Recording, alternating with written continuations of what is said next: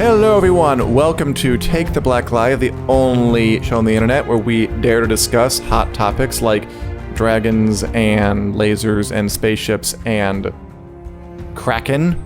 It could happen. I am Dan Selcke, the editor of winnerscoming.net, here with Mia Johnson, editor of dorksideoftheforce.com. Mia, how are you on this wonderful Wednesday? I'm doing pretty good, better than last Wednesday, so I cannot complain. Let's not talk about last Wednesday. I hope that it doesn't come up at all in this show.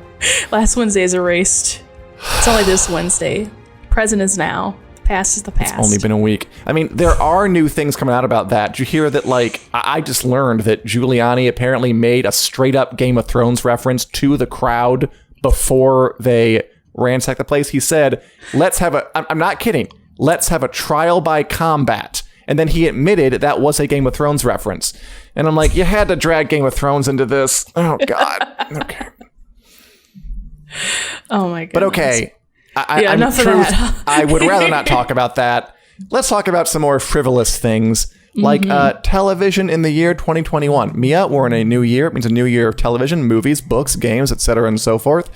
And I thought I always enjoy checking in on where the streaming wars sort of are. Like, Netflix, Disney, Warner Media, and Apple and Amazon, a few others who don't really matter, are all in a battle to, I said Apple, to get our money and our time by delivering us just heaps, hundreds of hours of televised and movie content. And things are going pretty well for everybody. 2020, obviously a good year for streaming, all stuck in home, coronavirus out there, making it impossible to go outside or gather. So what do? You watch movies and you watch TV and you play games. They all gain subscribers. Some are doing better than others. And Netflix came out the other day kind of firing this very impressive volley of new movies it's going to have in 2021. Basically over 70, both original and licensed, that adds up to a new movie every week. This is kind of like Netflix just getting out there, flexing its muscle in the most ostentatious way possible, and saying to everyone else, "I will crush you." Oh yeah, it is funny. It's kind of like a weird flex because they do have all this competition now, and they're like, "Hold up. You're forgetting who's king here." You've got Disney Plus and sometimes Hulu and HBO Max. And they're like, don't tread over that line.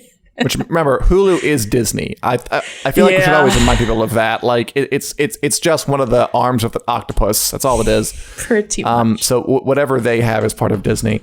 But yeah, they announced over 72 or 70 movies are coming. Some of the big ones. And it is like, hey, Anna, good to see ya. Have any opinions on the streaming wars or the weird cropping up of Game of Thrones at that unfortunate event last week? Sound off on that or anything.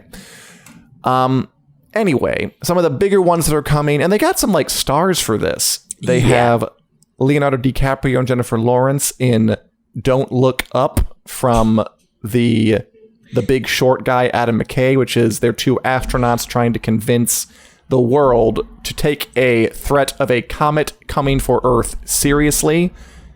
Pretty clear global warming metaphor there. I'm sure it'll be funny. I'm sure it'll be satiric. And again, big star wattage there. It's pretty cool.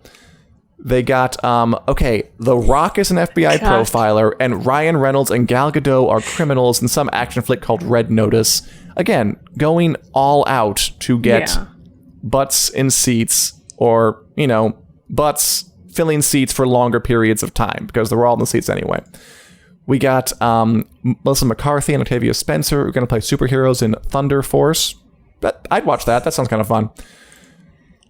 Zack Snyder's Army of the Dead zombie thing. They're adapting R.L. Stein's Fear Street books and a whole lot more. Like Lin-Manuel Miranda's making a thing. Halle Berry's making a thing. So Netflix is trying for streaming dominance. Mia, will they succeed? Can Netflix hold on to a position as king of the mountain, which it totally is? Yeah. Or should does it even need to fear anything from upstarts like Disney Plus or HBO Max? Oh, yeah. There was one more I wanted to throw in there. It's the Jonathan Majors, The Harder They Fall. I think that one also it's got like Idris Elba and a lot of other people, which is like a Western thing. But yeah, that being said, I don't think they have anything to fear. I don't think they're being checked right now. I don't think there's anything that's like stopping them from doing what they do best, which is just like, I mean, if you look at it, right, they didn't even have to beg these celebrities, I'm sure, to be in their movies now. No. It's just like, hey, come on over and, we'll sign you a nice check. I was going to say, like, our aircraft carriers full of money begging? I mean, like, it's not begging if you can just feel free to give it out like candy. I mean, but look at the sheer amount of the volume that they're putting out. To me, impressive. It seems like they've got a nice, kind of vault, a cache of money, basically. So, and you know what? The other thing I was going to say is, some of these plots sound a little, I don't know if frivolous is the right word, but kind of like the Melissa McCarthy thing. Like when they had a sizzle reel that came out, and I was like, I like this. I don't think it's the best movie. It definitely, will not maybe stack up, because like when I saw Power with Jamie Foxx, that had the potential to be great, but it was just kind of like just something to watch. Yeah. So I thought I was going somewhere with this, but basically it's just kind of like, just them throwing anything and hoping it sticks. It kind of worries me a little bit, and the fact that, back in the day, you would have to really go through a process to have a movie be made. The studios would have to like weigh the risks of like, our audience going to want to see this? Are we going to get a profit? And now it's just kind of like, they can just make a movie. You can just throw some stars in it and bam, you don't have to worry about anything. You don't have to care if it's good. You don't have to care what the numbers are. I mean, they do, but they're really just turning these things out. I mean, like, that's always been Netflix's method, though, right? Like, throw stuff at the wall and see if it sticks.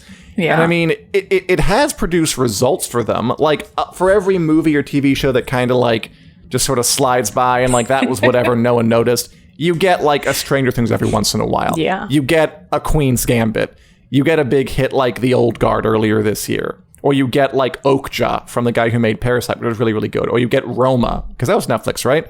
That really beautiful black and white kind of Mexican story about Oscar, that was terrific.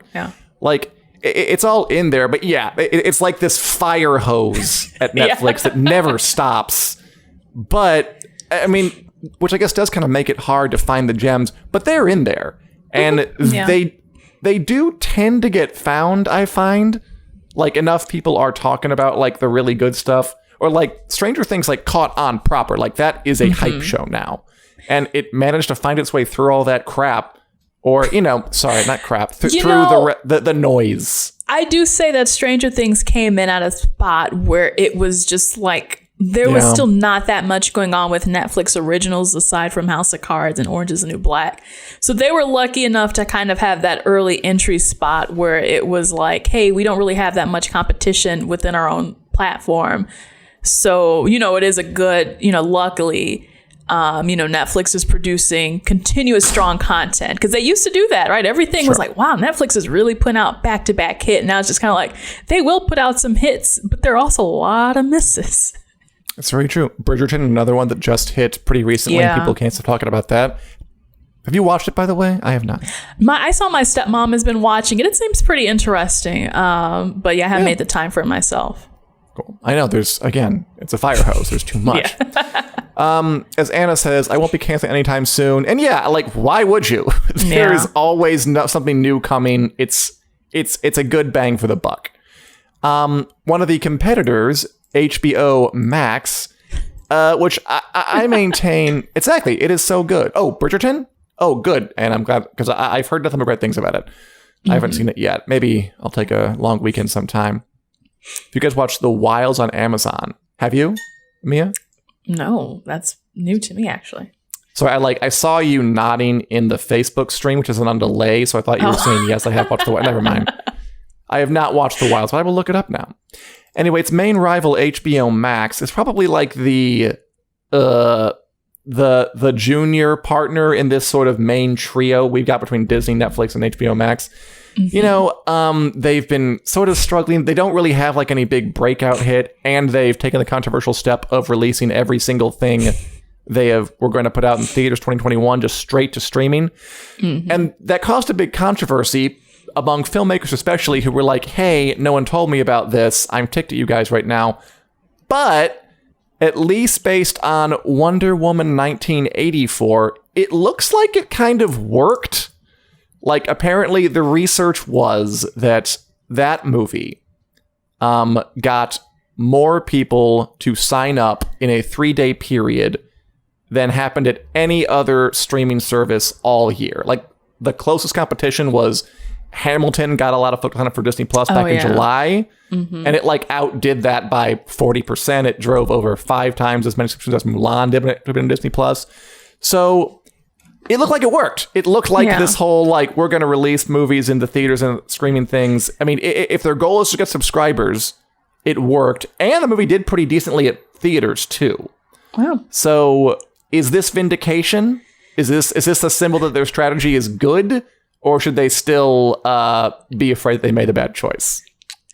I think that it's not a bad choice. And clearly, I mean, the numbers show over this past year that people are willing to, you know, see whatever now on TV. Like, I was thinking about how in the old days, it was the old days, which is probably like just a couple decades. You would, you know, TVs would get bigger and bigger, and you're like, oh, I just need the biggest TV screen so I can get the best experience. So it's like a movie theater. And I was like, I'll just watch something on my phone or my iPad. It doesn't matter. So it just kind of shows you, you know, we're happy watching things from home on our screens, and they will get the numbers. Like, again, like if Disney was able to say, hey, we might pivot to, you know, rely more on streaming, then that's the person to follow for sure, the company to follow. So HBO Max, you know, it might have angered a couple of the execs and stuff, but I think, this was pretty much the only solution at this rate. Yeah, I mean, I still maintain that it was probably a bad idea not to tell anybody about it until the day of. For sure. Yeah, I mean, and I think that's what takes a lot of the directors off. But at the same time, it was going this way. I feel like this was where things were headed anyway. And I mean, at the end of the day, if it gets subscriptions and money, like, it's going to happen. Not just here, but probably at Disney Plus eventually. Probably at, I don't know, I'm sure. I think Sony has a weird one that I'd never heard of, by the way. Like, I don't remember the name of it. Like some kind of streaming service, but no one knows. Doesn't care. Like, that's where we're going. And I feel like the kind of, like the angry sounds that some of the directors were making are kind of death throes, like just people freaking out because things are changing. But look, they were always going to change. And I'm sorry you weren't told, M. Night Shyamalan or whatever. He was mad about it for some reason. You know, he didn't have anything to do with it. But it was always coming, and you will adjust. This too shall pass, and you'll still find a way to make money. But I am sympathetic that they weren't told, but at the end of the day, come on, guys. Just it's get on board or die. And also, we don't want to go to a theater and get a virus. That's also it was just one of those things where it was like just bound to happen at any moment. So again, the shock value, unfortunately for them, is an unfortunate consequence and on HBO's handling. But it was like, you know, you're just really waiting for that scale to tip over at this point. Tip. By the way, guys, I know we're experiencing some glitches. Sorry about that, Christian. We'll see how it goes. It's very exciting. As Kevin says, even charge $20 for Black Widow, which brings us to our little next topic. Okay, the third prong of this tripod is Disney Plus, and they haven't announced that they're going to put Black Widow out on streaming. Although that's a pretty good intro. Mia, will they do that? Like, you're Disney right now. You've already pushed Black Widow back like a year. And like, if it's safe to go to theaters again by May, I'll be shocked. I don't think we're going to be there. Do you push it back again, or do you just say, screw it, it worked for Wonder Woman, we can put it out in theaters and on streaming at the same time, hopefully not for an extra price this time, that backfired with Mulan?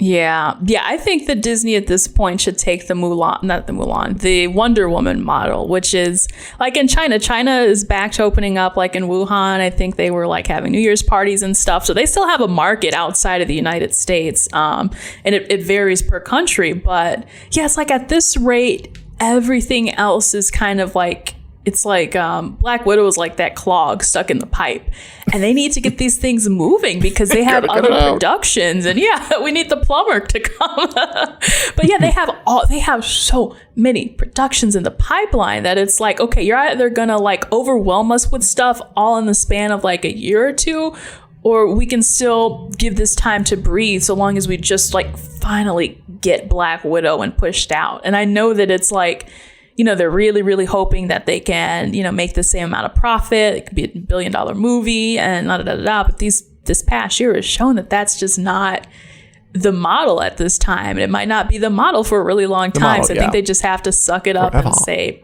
it's time to just push this movie out. They can push it out tomorrow for all I care. Just please, hurry up. I mean, I would wait for like, it's like May something, right? It's when it's scheduled to come out. I think it's like May 8th or whatever. I mean, I think it's the right move, especially because HBO Max proved you could do it and still make money. I mean, you're still going to make money. Like, you're going to drive subscriptions. You're going to get, like, folk will go to see it in the theaters, just not as many as they would have otherwise. You still have foreign markets. And as Kevin says, Disney's just greedy. Like, yeah, they are the most greedy company there's ever been. But I still think it's a good idea to put out this movie on streaming, and probably for just the like foreseeable-ish future. I'm sure you can stop eventually, but I don't think people will want to when it does. I mean, I've said before, like, when it comes to like something like Dune, like, I will see that in the theaters in October. Like, fingers frickin' crossed it's safe enough to do it by then, please. Because I want to, but I will also watch it at home if I want to go and revisit it. Like, but if there's a movie that I wouldn't have seen in the theaters, I might watch it at home if I have the streaming service. You're not really losing my dollar, is the way I look at it. Yeah. I think there are, like you said, there are some movies. I feel like Black Widow seems kind of standard enough for me to be like, no, I think I'll get the full picture, on my TV screen. Maybe something new like Eternals. That seems like it'll have a nice big world to explore that'll look great on the full screen. I'd want to see on the big screen, but I would settle for the small screen if there's still a pandemic on. Yeah, so I think they just need to suck it up. I'm sorry, but they gotta suck it up at this rate. I was like, I don't know though, maybe, I don't know, Disney is like on a leash with China, and China's telling them some things, and they're like, no, don't do it, we really need I don't know. I get into like the whole conspiracy, because then I think there was like some rumor where it was like they were assuming for like the Biden administration, they were like, what if we assign Bob Iger to be like the what do you call it, like the ambassador for the US to China? You're kidding. Like, I didn't hear this.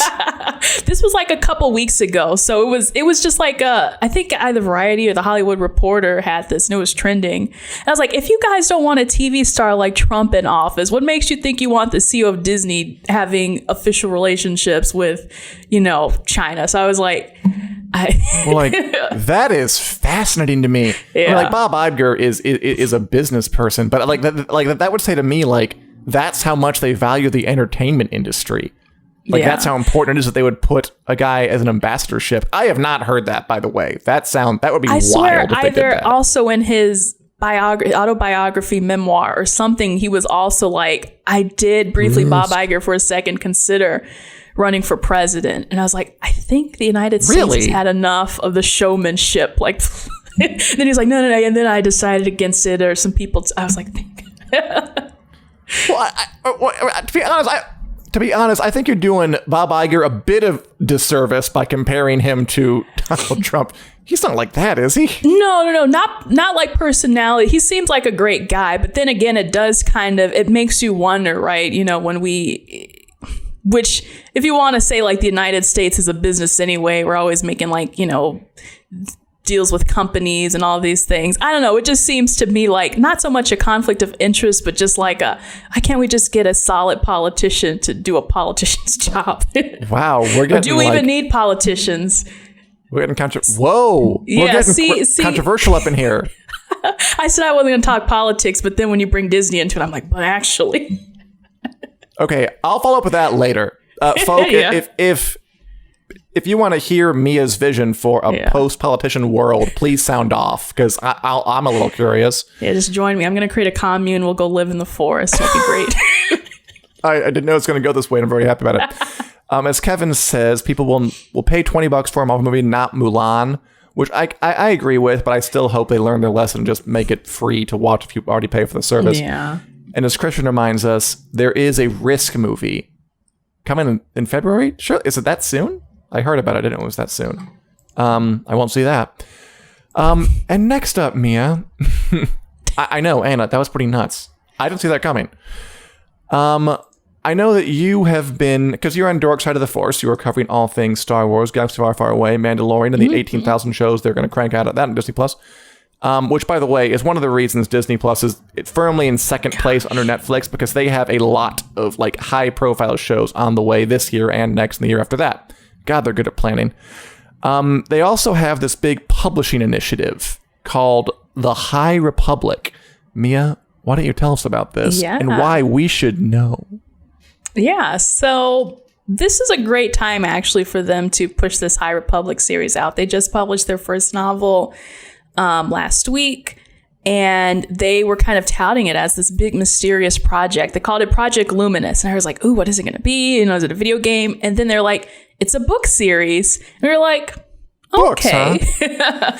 But hear me out. So the whole premise is they're creating a like brand new era of Star Wars, basically from scratch. So it takes place like 200 years before Episode 1, and it's supposed to be like during this, maybe like they call like when the Jedi are like the Knights of the Round Table, just like at their best. They're, there's peace in the galaxy and everybody is happy and they're all one republic.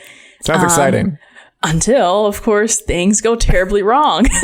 And there's this new threat that comes out all of a sudden. It's not the Sith. They're called the Nihil or something like that. And it's like, how are these, sprightly-eyed Jedi and these people who enjoy peace in the galaxy, like, how are they going to deal with this kind of ruthless invasion of these, they kind of remind me of the people from Mad Max. Like, they come in. I wish I had I should included a picture, but it's pretty interesting. So if we're doing some show and tell here, I have the novel with me here. This is this one is the kind of like the big chunky, like this is it novel for the High Republic. Like is it like a novel or like a young adult novel or what? This bad boy is like 400 pages almost. Talks about like drugs. They swear in this. So drugs? What kind of drugs do Jedi They have Star Wars drugs. It's like called up powder and down stuff. They used to, I think they would just call it spices, but Charles Soule is the author. He's like, no, these guys are doing like space cocaine. The villains. Oh, damn. So this is like Zack Snyder's Star Wars. Okay, I didn't know that. That's nice. Yeah, so because of the edginess, to me it almost has a Game of Thrones sort of vibe, except for, there's clearly good guys and bad guys. It's not like the Jedi are kind of like in a gray area and but I really did like this characterization of these bad guys. It's like they're not organized, they're not like the Sith, but they just kind of like, it's like they're riding in on motorcycles with leather jackets and ripped jeans, and they're just here to cause mayhem. That's all they want to do. Someone compared them to Vikings. Like I feel like somebody, like one writer did that, and I'm like, okay, like Space Vikings is a good way to put it as well. So this is kind of an interesting step. They have this novel coming; it's already out. The second novel, because it ends on a cliffhanger. It's called The Rising Storm by Kevin Scott. That's coming out on July 6th. So, pace yourself out with this, and then you'll make it to the next book. And then they've got a ton of others. They've also got this one. I think this one is a young adult novel. It's called A Test of Courage by Justina Ireland. And this one is a really quickie sort of book that I'll be making my way through. And that has fewer drugs and less swearing? I would assume so. The illustration here, it's kind of like childlike. So the less references to drugs, the better. That's interesting. I didn't know like how the tone would shift. So in your opinion, like where does this fall into like the Disney Star Wars master plan? Because they're readying a lot of stuff. They have, I want to say like 10 TV shows on the way. Ahsoka Tano, The New Republic thing, Obi-Wan Kenobi show, Lando Calrissian show, lots and lots of stuff. That's real, right? Which one? The Lando. They confirmed that one. Yeah, there were so many. I've forgotten like which ones are rumor and which ones are real. Is my problem right now. Know. They just announced like a Star Wars, I think MMO, like an online game that's going to come out. Yeah, by Ubisoft. Yeah. They're doing an update by Fallen Order, and now they have a publishing initiative. And of course, there are movies on the way. Wonder Woman 1994, Patty Jenkins is making a movie. Taika Waititi is making a movie. So, yeah. Do you think the books are intended to be source material for future movies and stuff, or is it going to stand alone? Where does this fit into the master plan? 'Cause there is a master plan. Yeah, there's something lurking down there, deep within. Who's that? Kevin says if Kathleen Kennedy is involved, he's giving a thumbs down, which I think as the head of Lucasfilm, she always kind of has a touch on things, but you know, she would have a touch on The Mandalorian too. So not everything she touches she's a Star Wars person. Awful. So although all the rumors like she'll be replaced by Dave Filoni or whatever, but I don't know if I buy that. Yeah. So this overall it's working out very well. Critics have good reviews about it, but cool. Overall, it really seems like they want this to be self-contained, at least for the time being. They have this mapped out in like 3 phases. So phase 1 is called Light of the Jedi, like this novel. Phase 2 is Quest of the Jedi, and phase 3 is Trials of the Jedi. And we don't know how long this is gonna last either. So I would kind of really appreciate it if they just kept this to being all literary. They got tons of novels, at least in the Disney canon, that have not been touched, but more so because they're weaving in the narrative between the movies and the TV shows. Right. So this is completely separate because it is a whole era on its own. So eventually, maybe I think they will use this era, maybe not so much adapting these books, but maybe they will create a movie or TV show in the High Republic era. I think it deserves to be kind of seen on the big screen. Because my only fault would be like, okay, this is 200 years before episode 1, but it still just feels like regular Star Wars. They still have great technology. They can still use the Force the same way. They can use hyperdrive and all that. So I'm like, I would like to see in some way, at least visually, how is this sort of not prehistoric, but like Star Wars history. Right. But yeah, overall, they're off to a great start so far. I think one of the upcoming shows is called The Acolyte, and it's set at least in the Star Wars past. I don't know exactly how far into the Star Wars past, but it might be in this era. Like, I think sooner or later, it's probably already planned on a whiteboard somewhere in Lucasfilm offices. Like when the first High Republic show gets made. Like, you know that Disney is very good about this. Like, they plan the MCU like 4 to 5 years in advance. I think they want that exact same mentality for Star Wars. They want Star Wars to be Marvel 2.0. And they've done a good job. And meanwhile, over at Warner Brothers, they're like scrambling to make even one good DC movie. Yeah. Because they're like doing it the old fashioned way. And Disney is just light years ahead of them. Oh, yeah. Oh, we didn't mention WandaVision comes out this Friday. I'm looking forward to that quite a bit.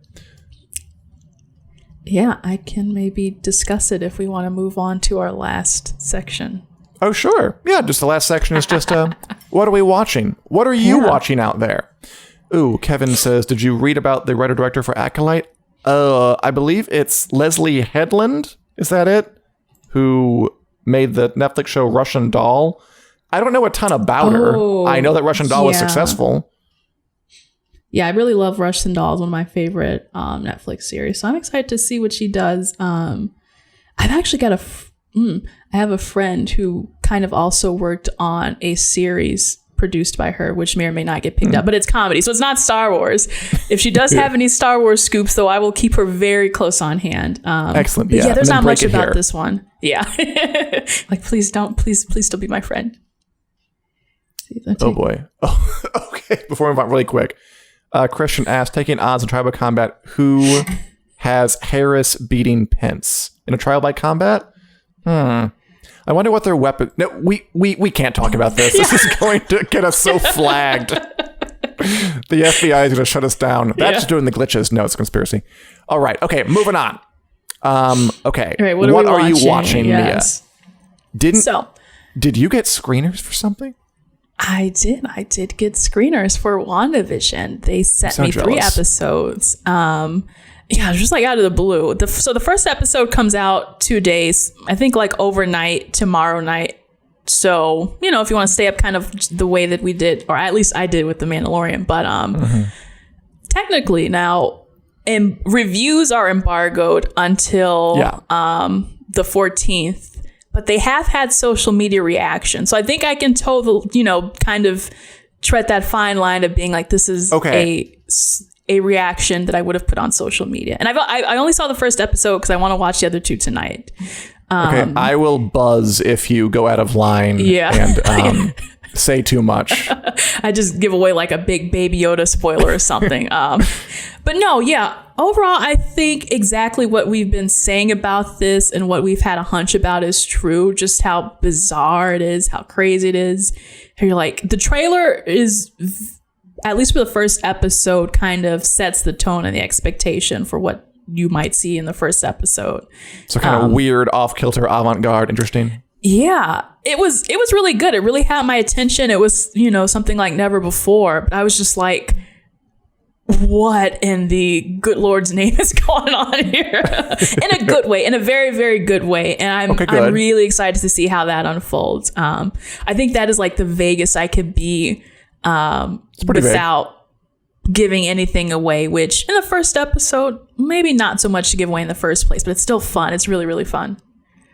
Like, okay, I don't want to ask questions that'll go too far. Is it funny? Because it's based on classic American sitcoms, which I imagine they are trying to make people laugh. Did you laugh? Yes. The first episode is full of laughs, and it is you will start to understand like, this is exactly what they're trying to replicate. It comes off very clear, understandable, and of course they executed funny as well. So I got to give them props for that. All right, good. And you've watched the first of 3? The first, yeah. I'm gonna watch the other 2 like tonight during dinner. And are you excited to watch more, or are you? Yeah, I really didn't want. I was like, I gotta get back to work, but otherwise I probably would have binged the other 2. Yeah, I'm looking forward to it. That is good to hear. I mean, it's a huge anticipated show for a lot of good reason. I think it looks really cool and wonderful and interesting. And just, I'm glad to hear that it at least lives up to your expectations. Hope it lives up to mine. But I'll see you on Friday like everybody else, like a plebe. I'm very jealous of you for your screeners. I need to write Disney and see if I can get it.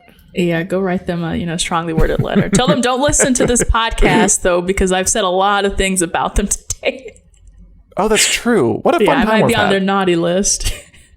I'm still watching The Stand on CBS All Access. Oh, yeah.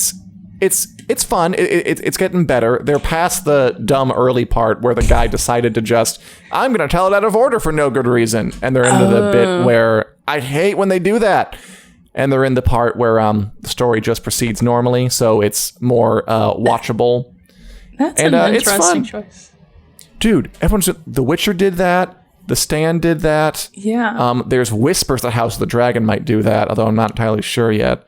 I don't know what people are thinking. Just like, tell a story from front to back, you idiots. Just I don't get the appeal of this. Yeah. But yeah, it's fun. It's starting to get kind of more campy and kind of exaggerated and weird and bizarre. And now Randall Flagg is a literal demon has turned Las Vegas into a gladiatorial combat arena, nonstop drug-fueled sex party. And I'm like, all right, this is fun to watch. It is kind of weird, like Stephen King's vision of a society toppled by horror and greed and debauchery is just like a sex party. And part of me watches that and I'm like, look, if it wasn't for the combat to the death in the pits, this would be fine. Like, I'm not going to go, but if you want to do it, go ahead and do it. It was written in the 70s. It has like a weird puritanical edge to it. But I'm enjoying it. It's getting fun. I also finally picked up Fire and Blood, the Game of Thrones prequel book that House of the Dragon is based on. Reading that, enjoying that. Not done with it yet, but it is nice to be compelled by a Game of Thrones book or a Song of Ice and Fire book again, even though it's not technically a Song of Ice and Fire book. It's like he wrote a fake history book, it is something, and it is interesting. I am enjoying it quite a bit. And I'm curious to see how they'll pull it off when that show comes out in 2022. Yeah. And I'm playing a lot of Hades on the Switch. That game is great, and I can't stop playing it. I need to beat it so I can move on to other things in my life. Oh, wow. Over break, I played Cyberpunk because my brother brought over the old PS4, and that was an experience. It was really fun, though, despite, everybody was like making a big fuss about it. Mm-hmm. It underdelivered in a lot of areas, but if you take that all away, I was really upset that he went back, because I was like, no, I want to finish the story. It's kind of it's dumb, but you end up having fun anyway. Yeah, I've heard it's fun. I mean, I've heard a lot of things about it. Everyone's talking about it. Anything you guys are playing out there? Playing, watching, Kevin reading? Says, if you want to laugh, watch Snowpiercer. I like Snowpiercer. Did you watch Snowpiercer? It was fun. Yeah, because I reviewed that. And I don't know if it was because I binged the whole thing in one day where my mind was just numb by the end of it. Yeah, it wasn't necessarily my cup of tea. So I can kind of understand where Kevin's coming from if that was the case. It had something going for it. But for me, I was just like, this is a lot. Oh, I dug it. I thought it was really cool. Really? A action movie that's also kind of like Parasite, which was a thriller. It's also about I was talking about kind of class divisions. I didn't cut you off. Sorry. I thought the TV show. So I need to clarify, Kevin, are you talking about the TV show or the movie? Show. Because the TV show I'm not watching that. Is so different from the movie. It's night and day. Okay. I have not watched the show. I'm sorry. The movie was really good on Netflix, Snowpiercer. I'm sorry. Yeah. That makes more sense. Why wouldn't they just live in a giant cave? I don't know, man. And as Kevin says, they should do a show about Valyria at its peak. I believe that was one of the options, but for whatever reason, they didn't take it. And they might in the future. Anyway, if you guys have anything else you want to tell us about, what you're watching and reading and playing, feel free. Otherwise, Mia, anything else before we sign off for the week? Let's see. Yeah, Kevin was talking about the show. Okay, so we're on the same page. Okay, I'll close it there. Except me. I was in another book elsewhere. All right. Well, on that note, I think we can wrap on up. Thanks for watching, guys. We are here every Wednesday at 4 o'clock p.m. Central Standard Time on the Winter is Coming Facebook page, talking about all things TV, movies, fantasy, sci-fi. We're also available in podcast form on iTunes, on Google Podcasts, other places where podcasts are available. You can download us anywhere you want. Winter is Coming. Take the Black live. Thanks for watching. We'll be back next week with more of this. And we'll see you then. Have a wonderful January. Bye-bye. Bye.